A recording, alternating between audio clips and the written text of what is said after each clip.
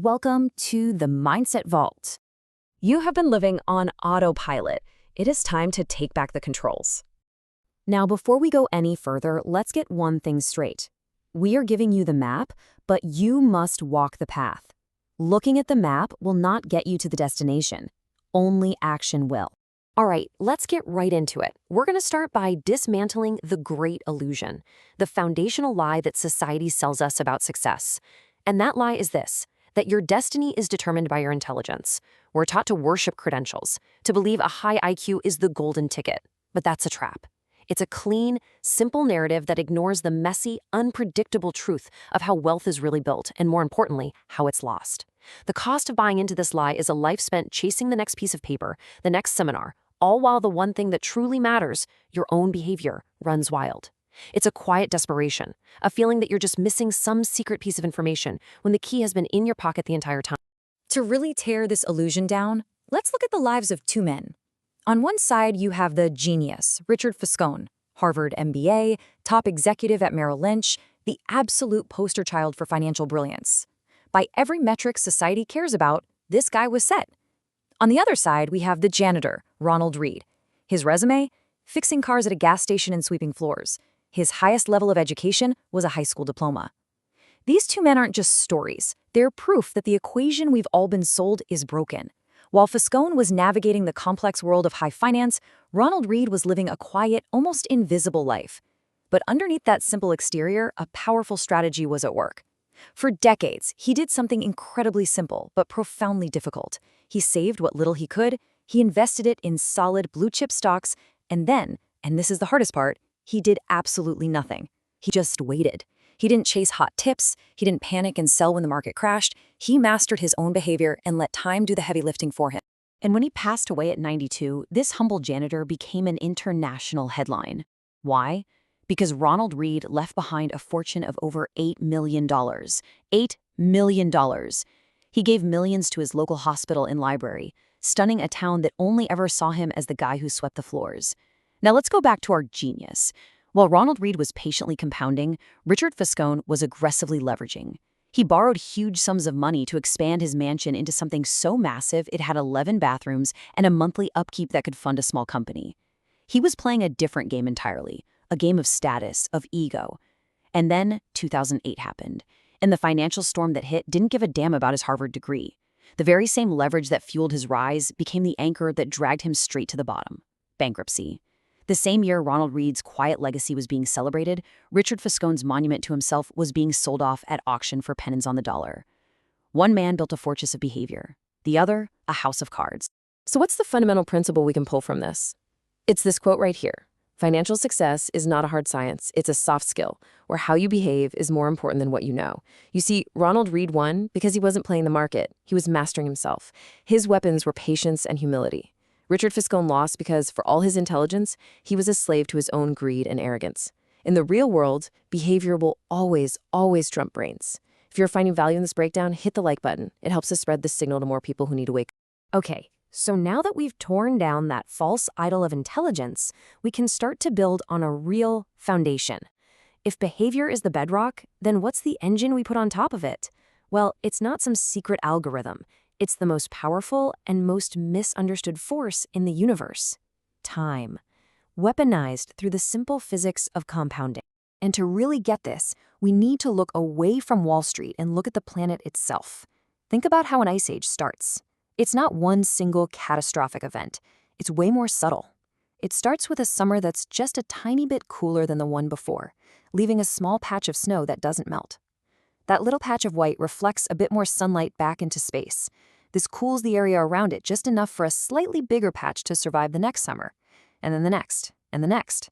That tiny, almost insignificant initial change, when given the massive runway of geological time, compounds into a force so powerful it can carve mountains and bury continents under miles of ice. That is the architecture of compounding, and it's the exact same force that builds fortunes. The greatest master of this force? Warren Buffett. But his real story isn't what most people think. Just look at this chart. This is the key to the whole thing. The vast majority of Warren Buffett's net worth, over 95% of it, was earned after his 65th birthday. Let that sink in. If Warren Buffett had started investing in his 30s, did brilliantly, and then just retired in his 60s like a normal person, you would have never, ever heard of him. His entire legend was forged in those quiet later decades, when the ice age of his investments really took over.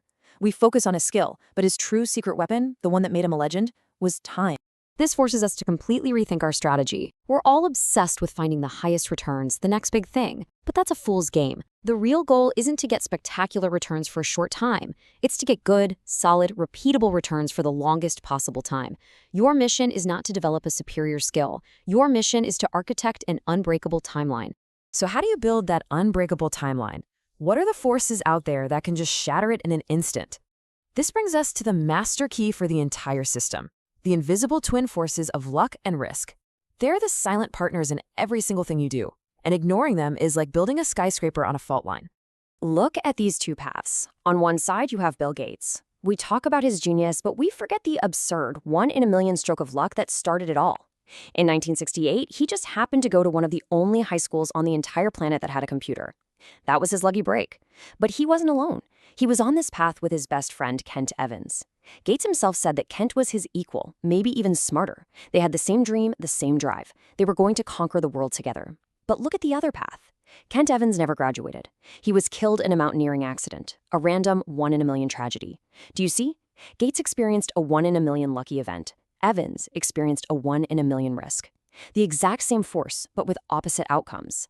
This story is the ultimate proof that you are not the sole author of your life. Believing that your hard work alone determines your success is a dangerous kind of arrogance. And this forces us to turn the lens on ourselves. Really think about the architecture of your own life. How much of your success was your brilliant design, and how much of it was just being in the right place at the right time?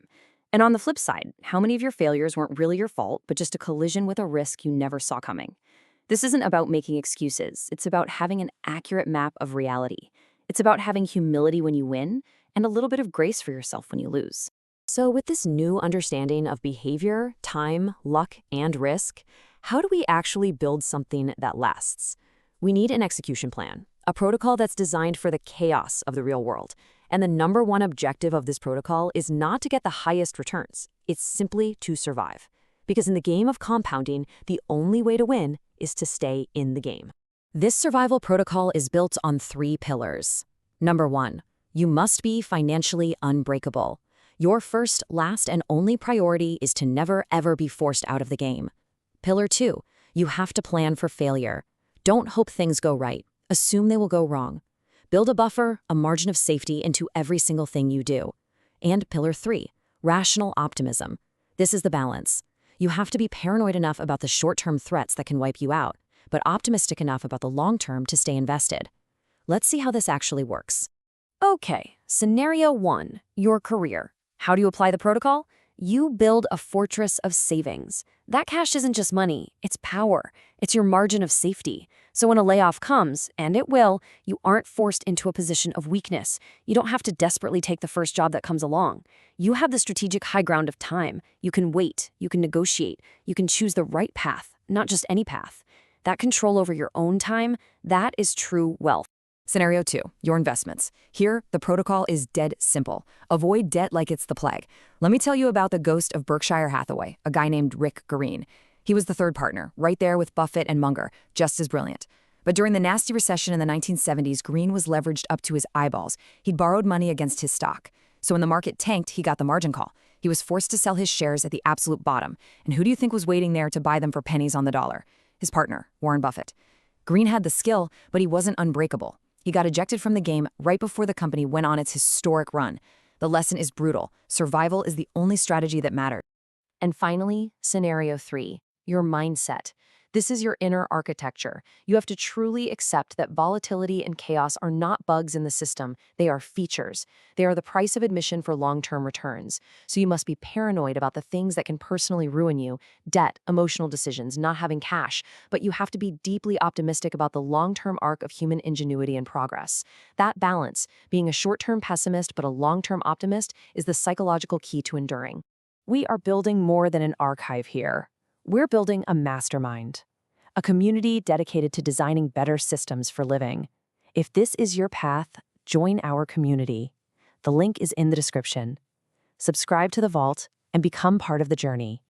We've dismantled the illusion. We've looked at the engine, we've held the master key, and we've laid out the execution plan. Now it all comes down to a single, foundational choice.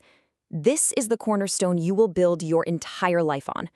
So here is our final question for you today. What is your foundation built on? Is it the endless search for more knowledge, the next book, the next secret that you think will be the answer? Or is it the quiet, disciplined, absolute mastery of your own behavior? Be honest. Look at your actions, not your words. Leave your answer in the comments below. We will be watching.